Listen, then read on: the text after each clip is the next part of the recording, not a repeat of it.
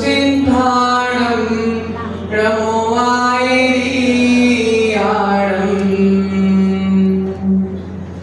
नमो वैच्छायाणं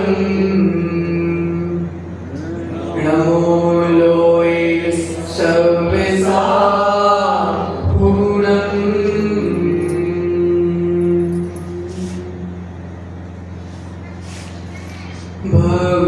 भवसागर में दुख ना मिलेगा, तेरी शरण में आता क्यों?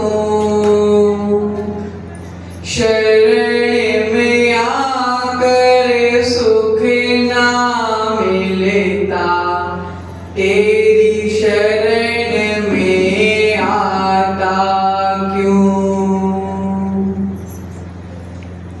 सच कहता हूँ मेरे भगवन, नहीं प्रेम से आया हूँ।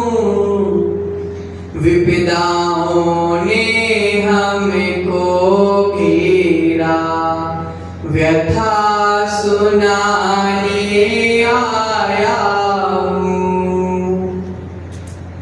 मेरे पवित्र मन में गुरुदेव आओ, मैं शास्त्र वाचन करूं, प्रतिभा जगाओ।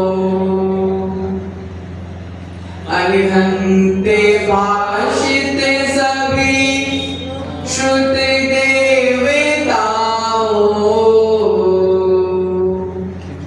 क्या बोलेना अब मुझे तुम ही बताओ।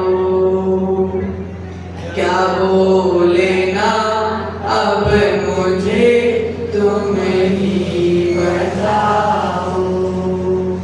पंचपरमेष्ठी भगवान की अतिशयकारी कुंथुनाथ भगवान की, वर्तमान शासन नायक भगवान महावीर स्वामी की, गणाचार्य गुरुदेव विराग सागर मुनि महाराज की, परम पूजनीय वर्तमान पट्टाचार्य आचार्य भगवंत विशुद्ध सागर जी महाराज की, परम पूजनीय दीक्षा शिक्षा प्रदाता संयम प्रदाता आचार्य भगवंत विभव सागर जी महाराज की, अहिंसा मय विश्व जैन धर्म की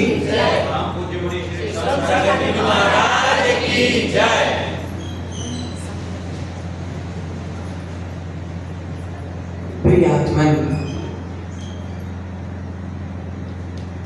आज हम 12 भावना में से संवर भावना की चर्चा करेंगे। आश्रम भावना तक की चर्चा हो गई। जैन सिद्धांत कहता है कि निमित्त तो लाखों मिलेंगे। जैन सिद्धांत कहता है कि निमित्त तो लाखों मिलेंगे, लेकिन उपादान तो मात्र अपना ही होगा। पाप के निमित्त लाखों मिलेंगे महेंद्र जी, लेकिन जब पाप होगा तो आपके द्वारा ही होगा। इसलिए जीवन में जो व्यक्ति निमित्त को दोष देना बंद कर देता है, वह जीव कभी दुखी नहीं होता। एक मिट्टी का ढेर पड़ा हुआ है महेंद्र जी, एक मिट्टी का ढेर है।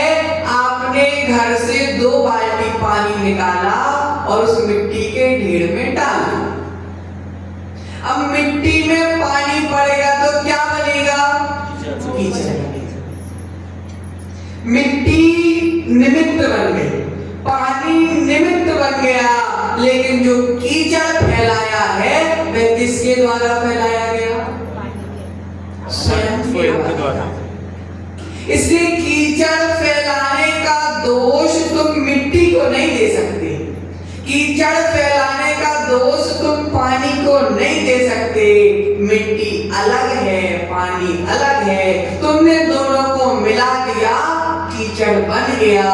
अर्थात कीचड़ करने वाला मिट्टी नहीं है, कीचड़ करने वाला पानी नहीं है, कीचड़ करने वाले तुम हो।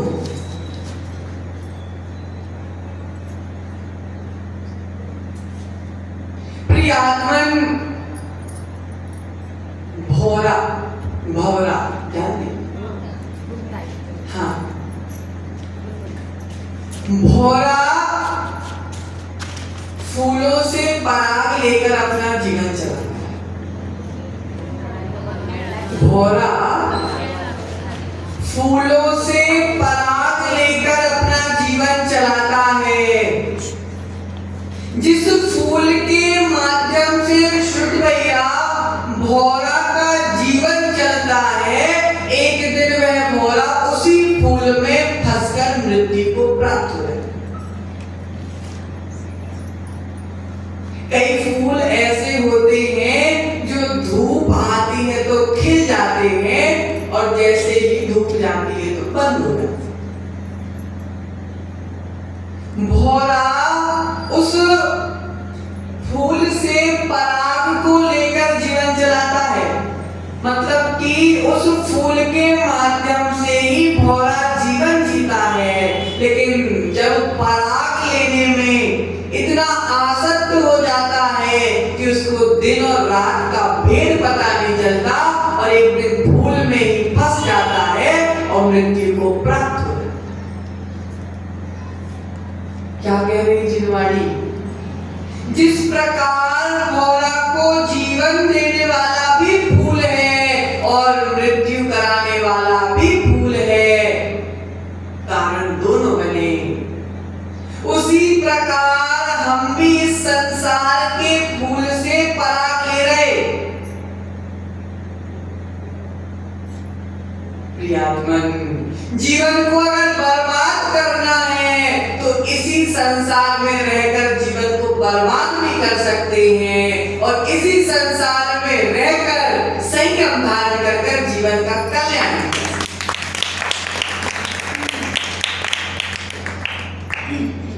जीवन एक है, जैसा जीवन आपको मिला वैसा ही जीवन आदिनाथ को मिला। जैसा वैभव आपको मिला उससे कई गुना ज्यादा वैभव आदिनाथ को मिला। लेकिन आदिनाथ ने सांसारिक वैभव को अपना नहीं माना। आपने सांसारिक वैभव को अपना माना तो अभी तक संसार में घूम रहे हो, और आदिनाथ ने आत्मा के वैभव को अपना माना तो वह सिद्ध सलामत। जब आदिनाथ थे तो क्या आपका जीव नहीं था? लेकिन अभी तक हमारा जीव संसार में रह गया और उनका जीव भगवान बन गया। प्रियात्मन, ज्ञानी की यही दृष्टि होती है कि वह आत्मा को अलग मानता है और कर्मों को अलग मानता है। शुद्ध भैया, शक्कर अगर पानी में मिला दी जाए, किसी पानी में अगर शक्कर मिला दी जाए तो उस शक्कर और पानी को अलग अलग नहीं किया जा सकता। उसी प्रकार कर्मों के माध्यम से हमारी आत्मा बंधी हुई। क्या बोला?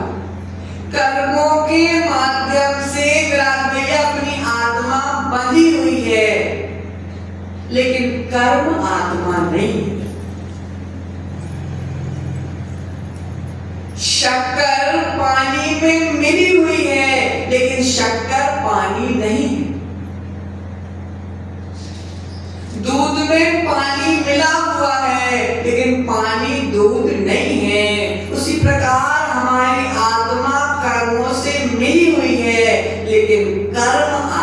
नहीं है। अगर कर्म आत्मा होते तो हम कर्मों को छोड़ने की बात क्यों करते? प्रियात्मन, जिनवाणी में आचार्य भगवंत कह रहे हैं, जिन्होंने अपने कर्म और आत्मा को एक माना, उन्होंने अपने जीवन का सर्वनाश कर लिया, और जिन्होंने अपनी आत्मा को कर्मातीत माना, ऐसी आत्मा परमात्मा। प्रियात्मन, आत्मा में प्रतिपल आश्रव जारी है। आत्मा में प्रतिपल आश्रव जारी है, और उसी आश्रव का निरोध करना संभव है। आश्रव निरोधा संभव।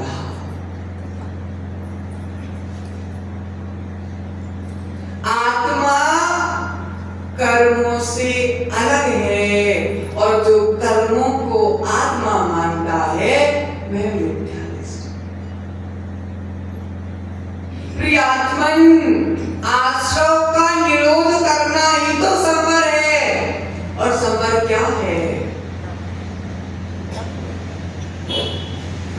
प्रियात्मन, मेरा भैया, शुगर की बीमारी हो गई हो तो शुगर के डॉक्टर के पास जाना चाहिए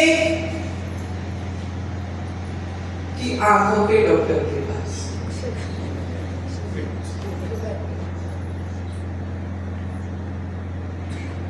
उचित रोग को अगर दूर करना है तो उचित डॉक्टर के पास जाना पड़ेगा। समझ आ रहा? उचित रोग का अगर इलाज करना है तो उचित डॉक्टर के पास जाना पड़ेगा। उसी तरह अगर जीवन से कर्मों को हटाना है तो रागी ऋषि के पास नहीं जाना है, क्योंकि वह उचित डॉक्टर नहीं है। अगर उचित रोग का इलाज कराना है तो उचित डॉक्टर के पास जाना पड़ेगा, और अगर कर्मों का, रोगों का इलाज कराना है तो पंच परमेश्वरी के पास जाना पड़ेगा।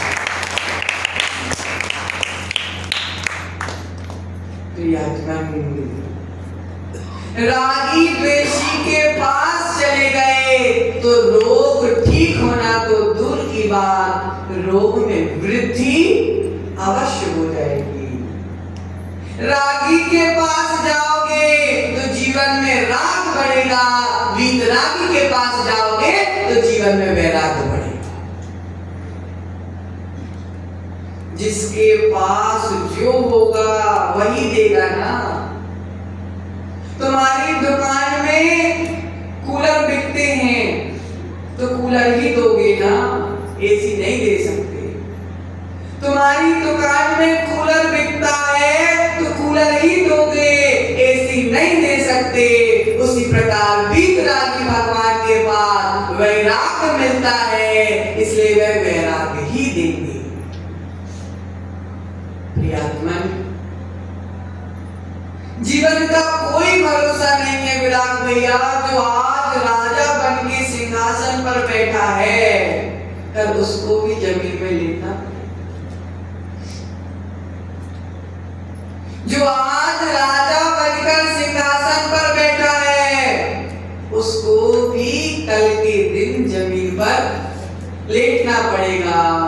डलप के गद्दों पर जो सो रहा है, उसको भी मरने के बाद धरती पर लेटना पड़ेगा। मरने के बाद डलप के गद्दों पर कोई नहीं सुलाता,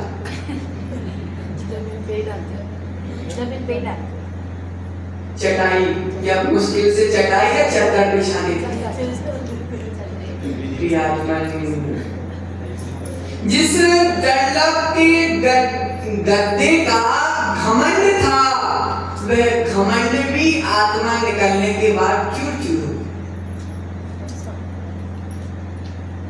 प्रियात्मन, इसलिए याद रखना, संसार में राग करोगे विराट भैया, संसार में राग करोगे तो पार होने वाले नहीं हो, संसार में अगर विराग करोगे तो पार हो। विराग करोगे तो पार होगे, लेकिन विराग नाम के तो हो, विराग नाम के तो विराग हो, लेकिन अगर राग नहीं छूटा तो नाम के विराग होने वाले नहीं हो। प्रियात्मन आचार्य भगवंत कह रहे हैं, कारण अभावा कार अभावा। क्या बोला? कारण अभावा कार अभावा, कारण के बिना कार्य नहीं। कारण के बिना अगर कारण का अभाव हो गया है तो कार्य का भी अभाव हो जाए। जैसे पाप क्रिया कारण है, भाभी पाप क्रिया कारण है तो आश्रव काल है। समझ में आया?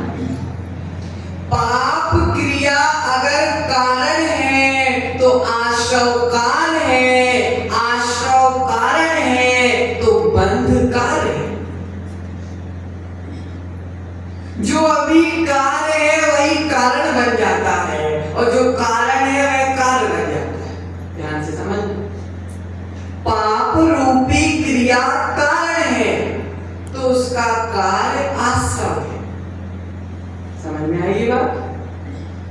पाप क्रिया कारण है, आश्रव काल है, फिर आश्रव कारण है तो बंध काल है, और बंध कारण है तो दुख काल है, और दुख कारण है तो संसार कारण है। समझ में आया? जो पहले कारण है वह बाद में कार्य होगा।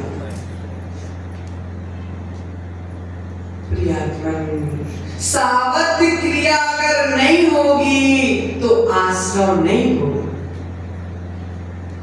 सावध क्रिया अगर नहीं होगी, अगर पाप रूपी क्रिया या कैसी भी क्रिया, तो सारे क्रिया में आश्रव,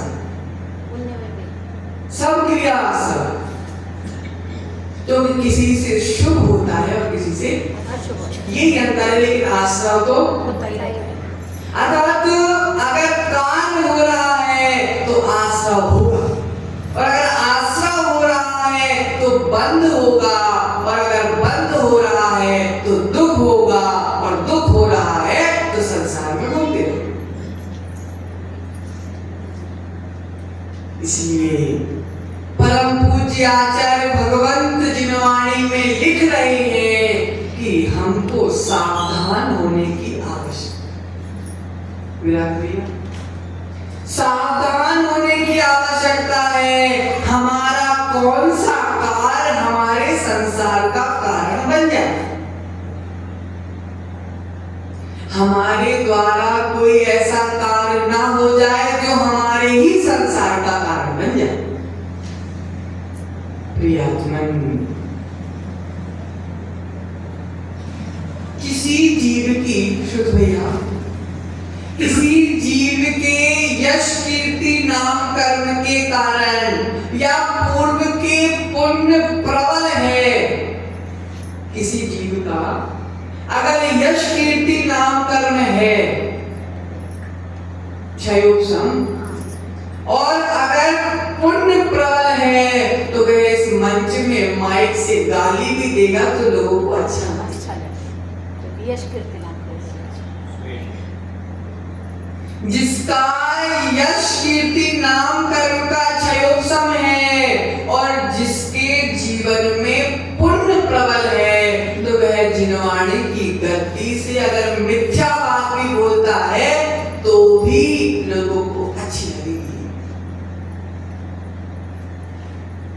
और जिस जीव का यश कीर्ति नाम कर्म का उदय क्षयोपशम कम है और पुण्य प्रबल नहीं है, तो इस माइक से अगर जिनवाणी भी बोलेगा तो लोगों को अच्छी लगने वाली नहीं है। लेकिन ध्यान रखना, किसी के पुण्य के प्रभाव से जिनवाणी नहीं बदलती। किसी के पुण्य के प्रभाव से जिनवाणी नहीं बदलती, क्योंकि जिनवाणी तो जो है सो है। प्रियात्मान, मोक्ष मार्ग देखा देखी का मार्ग नहीं है। मोक्ष मार्ग देखा देखी का मार्ग नहीं है। मोक्ष मार्ग तो आत्मा के भावों का मार्ग है। एक दूसरे को देखकर मुनि नहीं बना जाता कि मेरा दोस्त मुनि बन गया तो मैं भी मुनि बन गया।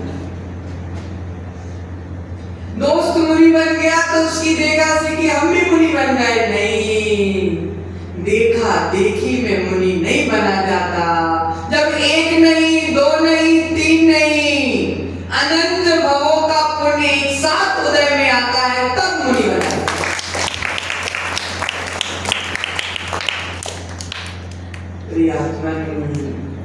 जो जीवन में मुनि बन गया उसके, और हम मुनि नहीं बन पाए। जो जीवन में मुनि बन गया और हम मुनि नहीं बन पाए, किसके कारण? अपने कर्मों के कारण। जो मुनि बन गया हम मुनि नहीं बन पाए अपने कर्मों के कारण। लेकिन अगर जो मुनि बन गया हम उसकी निंदा करते हैं तो हम अपने कर्मों को बढ़ा दिया करते हैं। वैसे ही कर्म बढ़े हुए थे और बढ़ा दिया। अब चैन से दुखों को भोगो। हमारी कौन सी क्रिया हमें नीचे गिरा देगा भैया, पता नहीं चलता। हमारी कौन सी क्रिया ही हमारे पतन का कारण बन जाए, हमको पता नहीं चलता। इसलिए आचार्य भगवंत कह रहे हैं, फूक फूक के कदम रखो, फूक फूक के कदम रखो। ध्यान रखना, ऊपर से तो दिखावा कर सकते हो, ऊपर से तो अच्छा बनने का दिखावा कर सकते हो, लेकिन जब तक भीतर से अच्छे नहीं बनोगे, जब तक तुम भगवान बनने वाले नहीं हो।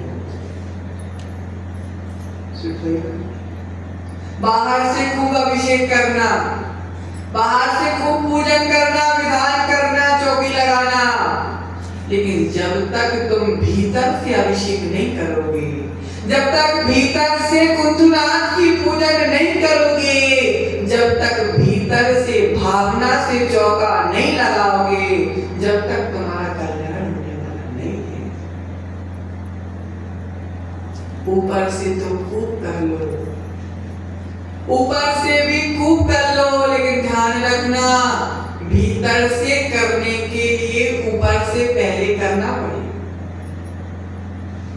भीतर से करने के लिए ऊपर से करना पड़ेगा। क्योंकि ऊपर से करोगे तो वीतरागी भगवान के परमाणु तुम्हारे भीतर आएंगे, और वीतरागी के परिणाम भीतर आएंगे, तब तुम्हारी क्रिया भीतर से होगी।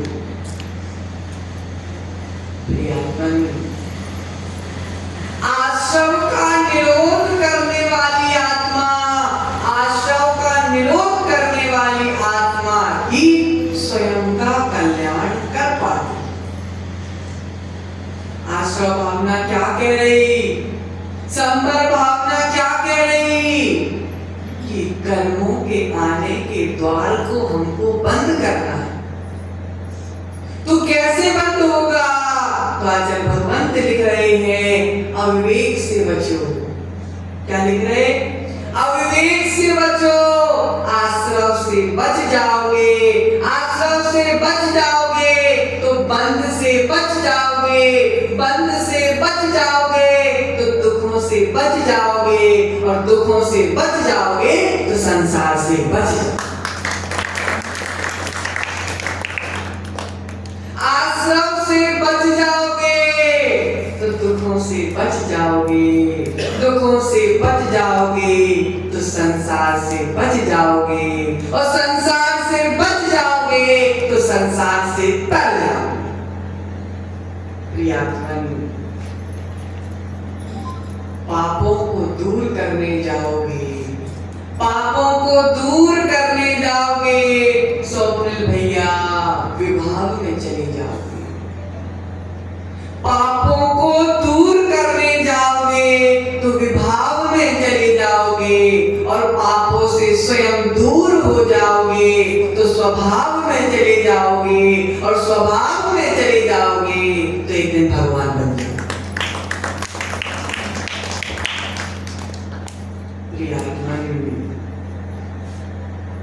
रोकने वाला अन्य कोई नहीं है, रोकने वाला अन्य कोई नहीं है, हमारे कर्म ही हमको रोके। जो पूर्व में हमने किया है वह ही आज हमको रोक रहे हैं, अन्य हमको रोकने वाला कोई नहीं।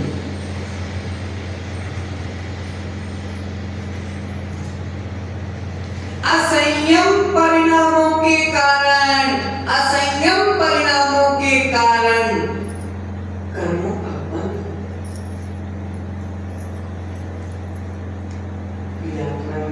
असंयम परिणाम किए किसने? हमने किए। भोगना किसको पड़ेगा? हमको ही भोगना पड़ेगा। प्रियात्मन, मयूर भैया, एक पेड़ अच्छा हरा भरा है,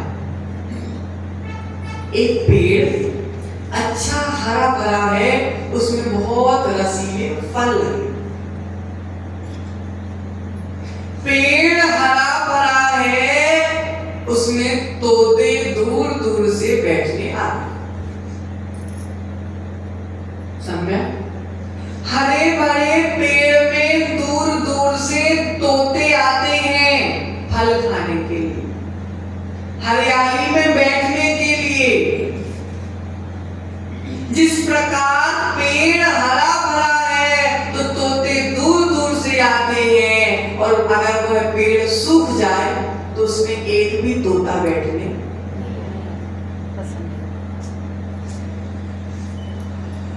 पेड़ अगर सूख जाए तो उसमें एक भी तोता बैठने। संपर भावना यही कह रही है भैया, पुण्य का पेड़ अगर हरा भरा है तो ये रिश्तेदार रूपी तोते बहुत बैठने आएंगे, और अगर पुण्य का वृक्ष सूख गया तो एक भी रिश्तेदार पास आने वाला। सारा खेल पुण्य का है। विराट भैया, पुण्य नहीं होगा तो पानी भी पीने नहीं मिलने वाला। पानी भी मिल रहा है तो पुण्य से मिल रहा है, पानी भी मिल रहा है तो पुण्य से मिल रहा है। पुण्य अगर नहीं होगा तो मुख में पानी जाने के बाद भी गले से नीचे नहीं उतार पाओगे।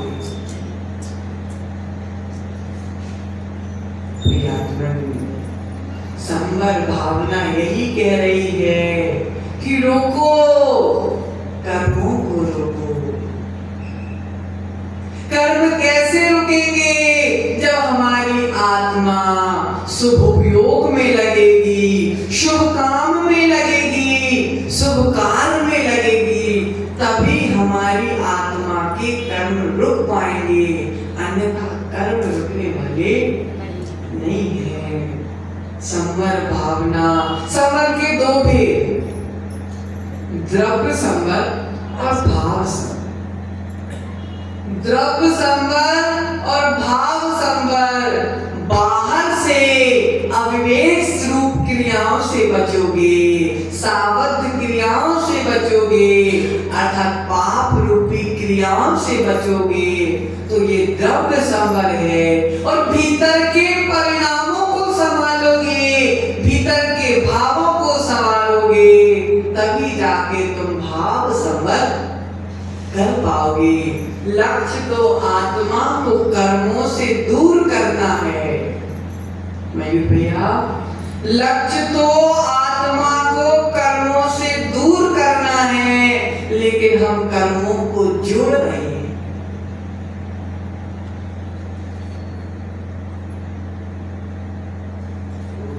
लक्ष्य तो कर्मों को दूर करना है, कर्मों से दूर होना है, लेकिन हम कर्मों को जोड़ने का प्रयास कर रहे हैं। तो हमारा कल्याण कैसे होगा?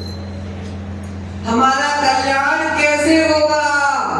सुन भैया, पारसनाथ भगवान विघ्नों को दूर करने वाले हैं, शांतिनाथ भगवान शांति को देने वाले हैं।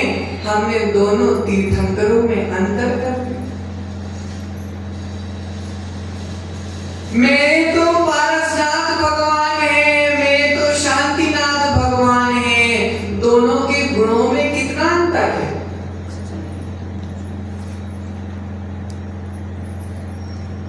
भगवान में हमने अंतर कर दिया, जिनवाणी में हमने भेद कर दिया, संगों में हमने भेद कर दिया, पंथों में हमने भेद कर दिया।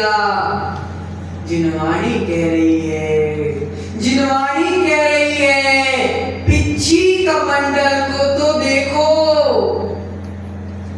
पिच्छी कमंडल को तो देखो, भेद में शांति नहीं है। सम्य, भेद में शांति नहीं है। जिनवाणी कह रही है, भेद में शांति नहीं है, भक्ति में शांति।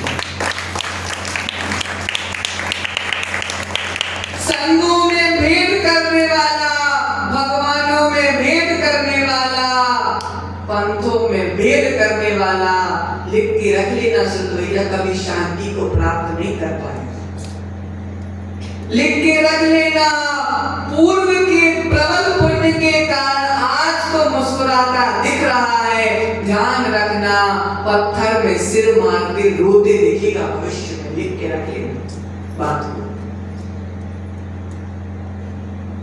जिसने भगवान को भेद करने को नहीं छोड़ा, वह समाज में एकता कैसे लाएगा? जिसने गुरुओं को नहीं छोड़ा, जिसने पंच परमेष्टि को नहीं छोड़ा, वह समाज में एकता कैसे लाएगा? जिस समाज में पंथवाद नहीं है, जिस समाज में संतवाद नहीं है, जिस समाज में जिनवाणी पर भेद नहीं है, वह समाज में हमेशा एकता बनी रहती है। और जिस समाज में भेद आ गया, उस समाज में भक्ति आने वाली नहीं है। प्रियात्मन, एक व्यक्ति विदेश में रत्नों का व्यापार करता था। एक व्यक्ति विदेश में रत्नों का व्यापार करता था। एक घड़े में रत्न भर के वह विदेश से भारत वापस आ रहा। मेरे भैया, घड़े में रत्न भर के वह विदेश से भारत वापस आ रहा था। समुद्र के किनारे में ही पहुंचने वाला था। किनारा थोड़ा सा ही बचा था। मौसम खराब हो गया, नाव में छेद हो गया, पानी भरने लगा। व्यक्ति ने सोचा कि उसको तैरना आता था, तो उसने सोचा कि मैं तैर के किनारे पर पहुंच जाऊंगा। थोड़ा सा ही किनारा बचा था। उसने घड़ा उठाया और पानी में कूद गया। तैरना तो आता था लेकिन डूब गया। क्यों डूब गया? क्योंकि घड़ा साथ में। जब रत्नों का भरा घड़ा साथ में लेके कूदा तो डूब गया। अगर रत्नों का घड़ा साथ में लेकर नहीं कूदता तो तैर के किनारे पर आ जाता। उसी प्रकार हमने भी कर्मों से भरा हुआ घड़ा लेकर संसार के समुद्र में कूद गए, और अगर कर्मों का घड़ा छोड़ दिया होता तो संसार में डूबते नहीं, संसार से पार। आत्मन घड़ा लेकर नहीं कूदना। अगर घड़ा लेकर कूदे तो डूब जाओगे, और अगर घड़ा छोड़कर कूदे तो तर जाओगे। इसलिए हमको यह जीवन तरने के लिए मिला है, डूबने के लिए नहीं मिला। मौसम खराब हो रहा है, जल्दी जल्दी कर्मों को छोड़कर समुद्र में कूद जाओ। मौसम खराब हो रहा है महेंद्र जी, जल्दी से दीक्षा ले लो। मौसम खराब हो रहा है, जल्दी से दीक्षा ले लो। अगर स्वप्निल को गोदी में लेकर कूद गए तो डूब जाओगे। स्वप्निल को गोदी में लेकर कूद गए तो डूब जाओगे। पिच्छी को लेकर कूद गए तो पार। इसलिए न स्वप्निल को लेकर कूदना है, न कल्याणी को लेकर कूदना है, न स्वप्निल की मम्मी को लेकर कूदना है। हमको तो जिनवाणी को लेकर कूदना है, क्योंकि जिनवाणी को लेकर कूदोगे तो पार। के साथ परम पूजनीय आचार्य श्री विभो सागर जी महाराज की